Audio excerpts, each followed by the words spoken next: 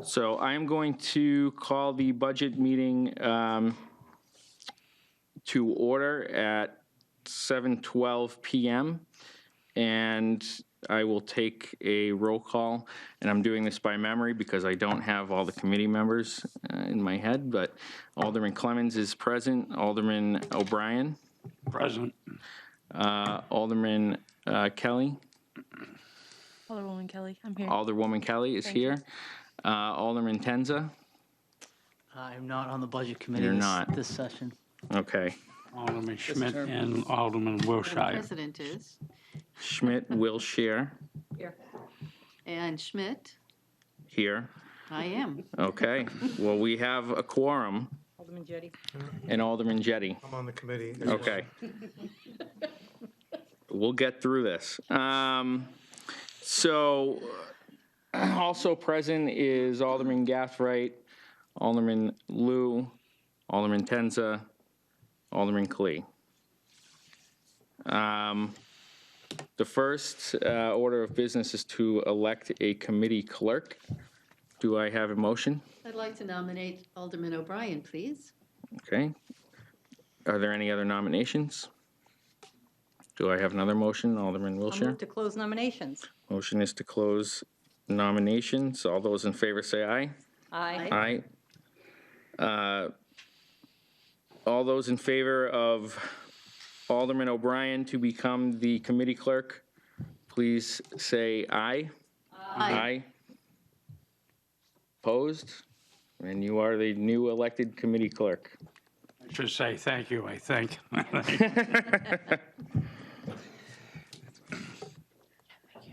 I'm here to help. All right. I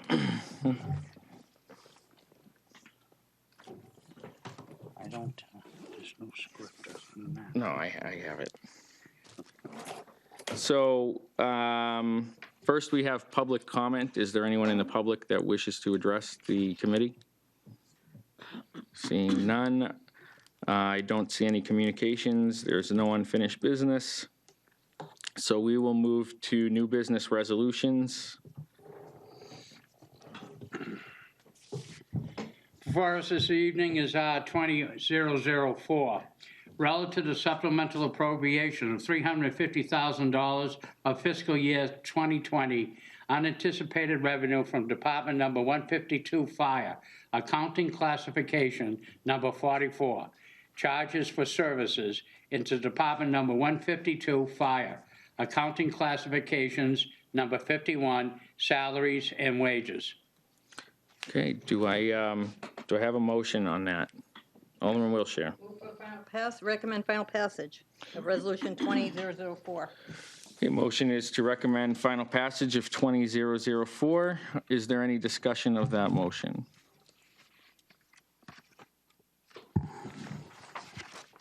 Okay, seeing none, all those in favor say aye. Aye. Opposed? And that motion carries. Also before us this evening is R20007, change in the purpose of the funds for Parks and Recreation Capital Improvements Project from Crown Hill Pool repairs to Rotary Pool filter replacement. Have a motion on that. Alderman Wilshire. Recommend final passage of Resolution 20007. Okay, is there any discussion on this motion? Alderman Jettie. I'd like to know what it's all about, what the purpose is. Sure. Do we have someone in the audience here that can speak to that? No? I mean, I think it's pretty self-explanatory. They're basically moving what they were going to do, some repairs over at the Crown Hill pool to the Rotary pool. So it's basically moving one pool of resources to the other. Specific reason why I don't have an answer for you, but I would assume that they had money left over from one project. That's exactly right.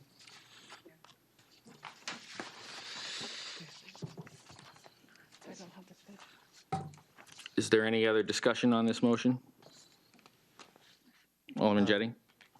it all sounds perfectly fine, but I think in the future, we ought to send a message to the administration that whenever they're asking us to do something like this, we ought to at least, I mean, we're here at the committee level. The full board is expecting us to vet these matters, and someone ought to come and explain to us, what they're doing and why they need to do it.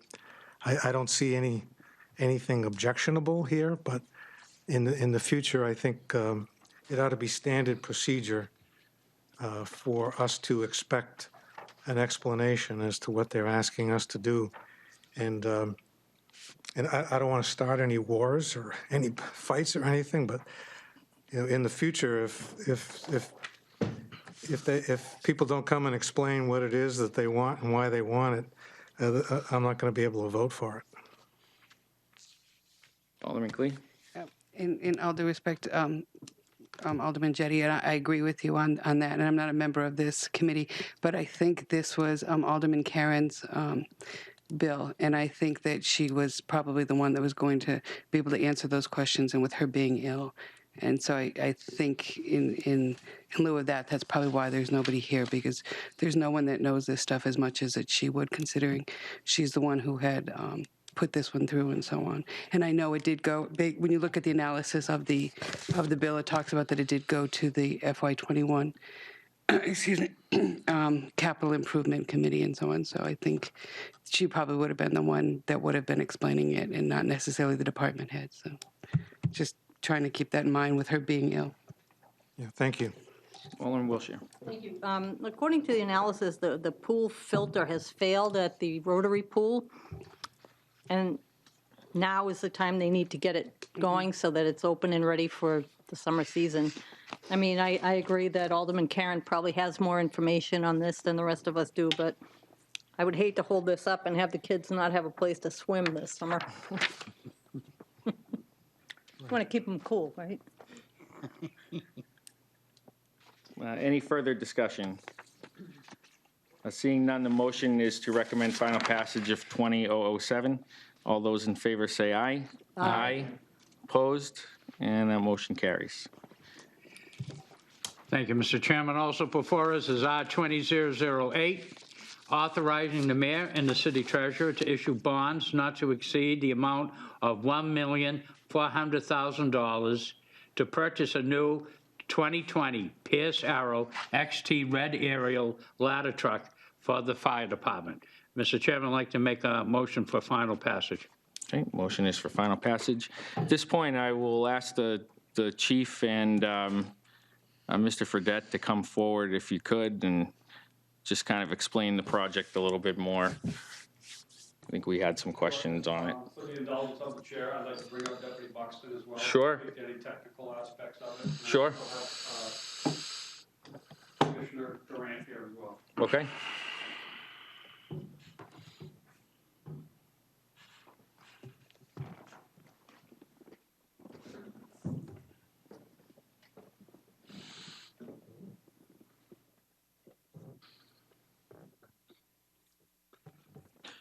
Chief, I'll turn this over to you.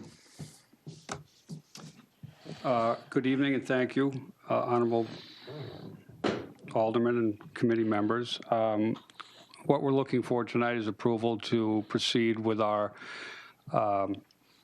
planned apparatus replacement schedule.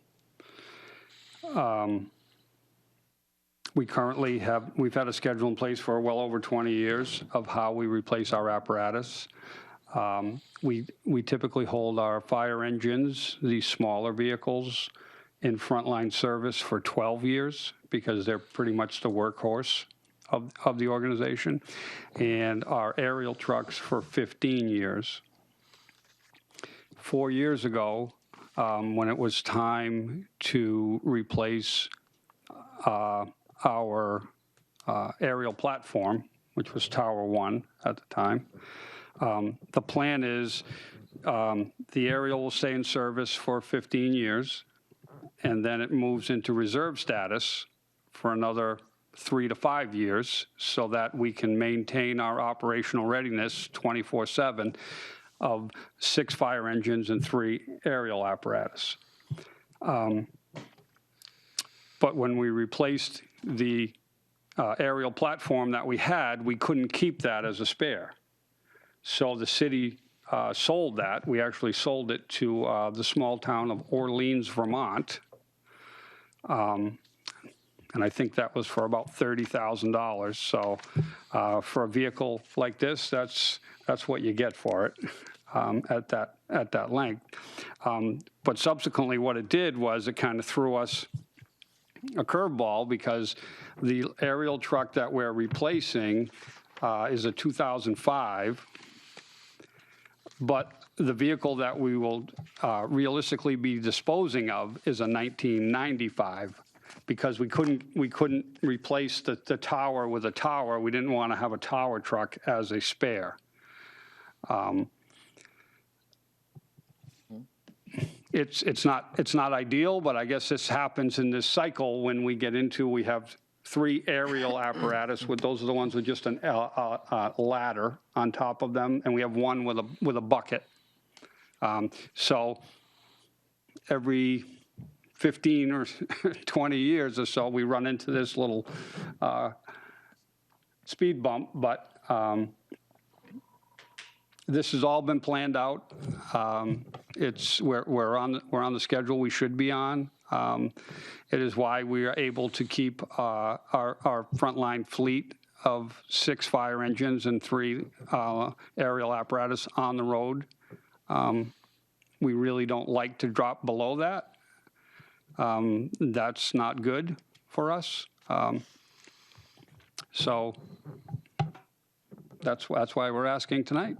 Okay, thank you very much. With that, I'm going to open it up to questions from members of the board. I do. Alderman Lou? Alderwoman Lou? Can you just tell me a bit about the capital, whether you use capital accounts to plan and budget for these, sir? Mr. Chairman, Chief Rhodes, yes, we do. All our vehicles are on the Capital Equipment Reserve Fund plan. How we pay for those isn't really up to me. 10 years ago, the city decided to go down the road of bonding apparatus. So. Instead of appropriating money annually? Correct. Okay. Thank you. Alderman Jettie, did you have a question? Yeah, I feel obligated to ask this. It sounds like Orleans, Vermont got a pretty good deal. Are we not able to get a similar deal? Is there any value to looking at used equipment as opposed to a brand-new truck? Mr. Chairman, thank you. Well, how can I put this?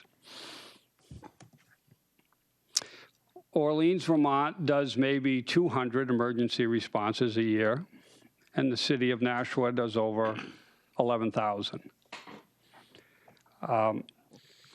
For us to have a vehicle of that age, for us to buy someone else's surplus equipment, is not cost effective. I don't have the mechanical budget to maintain an older fleet. One of the benefits of keeping our fleet up to date is that we typically leverage the warranty we get, and we work the manufacturer for even more. As I said in a previous hearing, we have been a customer of Pierce Manufacturing since 1986. In the New England region, there are 3 major Pierce organizations, communities. That's Cambridge, Mass., Springfield, Mass., and Nashua, New Hampshire. And we leverage that at every possible chance we get to get the best dollar to get the best equipment we can for the city. Thank you. Alderman O'Brien? Yeah, my goal is to help Alderman Jettie, Chief, and it's only because I'm more familiar with it. If my memory serves me right, is it NFPA 1401? I may have the exact number wrong. I've been out of the biz for a little bit here. But could you explain to this board, when you come down to aerial devices, they have to be tested and go through strengths and look at the welds and everything. And as the vehicles get older, you know, you run the risk of actually having the aerial device not performing.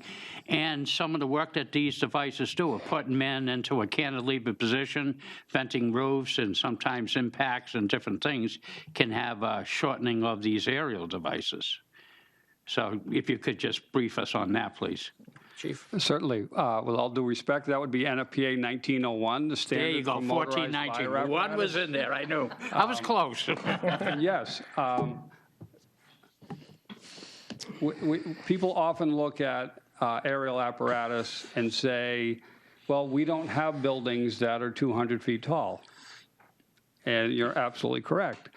We have a lot of buildings that are 20 and 30 feet tall that are set back off the road 50 feet, which means we need vertical reach, which means we need a very strong aerial apparatus because we're doing more vertical instead of horizontal reaches.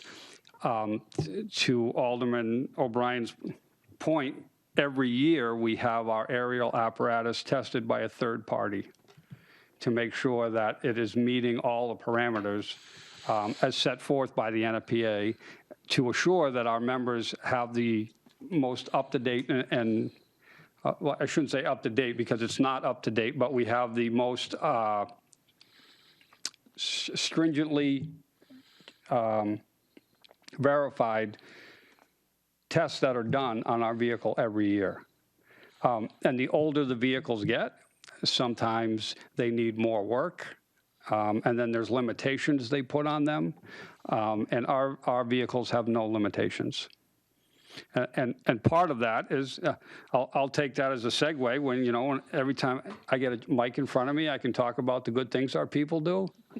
Our three mechanics are second to none. We have the envy of New England for fire mechanics, and our apparatus shows that. They take great pride in our apparatus in the city, as well as our fire. The three people who maintain our apparatus do an incredible job. We're second to none. Alderwoman Kelly? Thank you. No doubt you guys do an incredible job, and I appreciate that. I wanted to actually follow up on the question that Alderwoman Liu asked, and just ask Mr. Fredette to talk to why the bonding was done at 10 years ago, or what the benefit is to the city by bonding. Mr. Fredette? Okay, yes. Dave Fredette, City Treasurer. The city has a capital equipment reserve fund, trust fund. Everybody, it's CERF, so when you see that, you'll know what that means. And 10 years ago, it was revised at the time by the mayor and the board then. And most of the items are paid with cash, but there are some vehicles in the fire department and some in public works that was decided back then that would be bonded. Only because if we funded the cash at those levels, it was just unaffordable at the time. Today's SURF, I've been in my job for 21 years. Today's SURF is a lot better than it was years ago. I remember at times the city would fund SURF at $50,000 in 1 year. That's all the cash they put in there. Currently, we have several $1 million in the SURF account. So a lot of the stuff does get paid by cash. There are a few items that are bonded. Every year, we review the SURF list with all the departments and update it. So when the budget comes to the Board of Aldermen, that it has the amounts that people need that year, and there's a whole section in the budget on that. Is that helpful? Thank you. I might add to that, too, that, you know, when we're buying so when it's big, investments like this, they are still depreciating assets. So, you know, by lending, you know, we're actually, if something were to happen to this truck and it got totaled and, you know, disaster happened, we likely would make out as opposed to putting down all of the 1.4 million up front.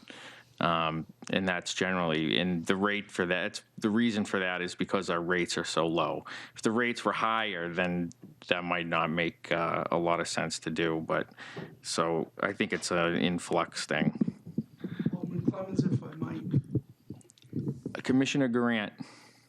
My name is Paul Grant. I'm on the Board of Fire Commissioners. 10 years ago, when we were buying fire apparatus, the department would have in its budget, for example, $200,000 to be matched by $200,000 from SERF.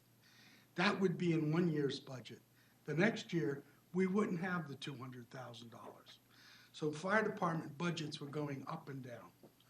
By going back and trying to get SERF to level out these payments and take the actual cost out of the department, we were able to better manage the department budget. Unfortunately, SERF does not pay for them. The decision was made to take it and to bond it. But part of it was a budget issue of a fluctuating budget due to the high cost of the vehicles. Just, that helps understand why they went to bonding. Alderwoman Kelly. Thank you. I think the other piece that I had asked about was what the effect is year after year. And if I may, you can correct me if I'm wrong, but we were talking about at budget that we pay off about $300,000 of our bonded projects each year. And we pay them off evenly so that it doesn't affect the tax rate. Is that correct? Treasurer for that. We try to level the payments as much as we can so it doesn't affect the tax payments. Yeah. Versus taking $1.4 million out in cash. Thank you. Alderman Tenza. Thank you. I have another question for Treasurer Fredette on the on the SURF bonding issue, and then one for the chief, if that's okay. Treasurer Fredette, so because this is a SURF project, though, does the bond count against the city's general obligation bond funding, or I mean the funding for this is paid out of the SURF accounts? No, it counts as it's counts as the city debt. Yes. Okay. Yeah. So, but the debt service on that is paid out of the SURF account, or is it paid out of the general fund? It's paid out of the general fund. Okay. Yeah. Thank you for that clarification. And then if I could ask the chief a follow-up question, thank you. Chief, at the Finance Committee, you talked about a savings if we approve this by the end of January. You could just reiterate that for folks who may not have seen or heard that committee and why that is. Chief, yep. Chief Rhodes. Yes, so the process of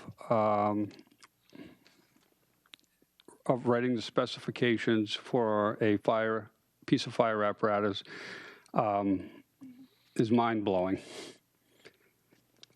What we think would be something, you know, we've as I said, we've been with this particular manufacturer since 1986. We have, I never thought I would see it in my day, but we have consistency across our fleet in all of our body styles and all of our cabs, which means our employees aren't guessing once they get into a separate vehicle, a different vehicle. But with that being said, vehicles change. Our vehicles are pretty much handmade. And Deputy Buxton started this process probably 6 months ago with the committee. And it's literally a 4-inch binder that you have to go over every single line of this specification to make sure it's right. because we are dealing with human beings. So we in Nashua say we want this. The workforce in Appleton, Wisconsin reads this off a plan or something and says, oh, this is what they want. Well, interpretation leaves something to be desired there, because there have been many trips we've gone out and we've said this is where we want it and it's not there. So this is a very long and drawn out process. And I thank you, Alderman Tenza, for bringing this up, because I had a conversation in full transparency with Alderman Tenza this weekend. He is our new liaison. And at his first meeting, we didn't bring this up. There were many other things going on. It was kind of hectic, the first meeting he was at.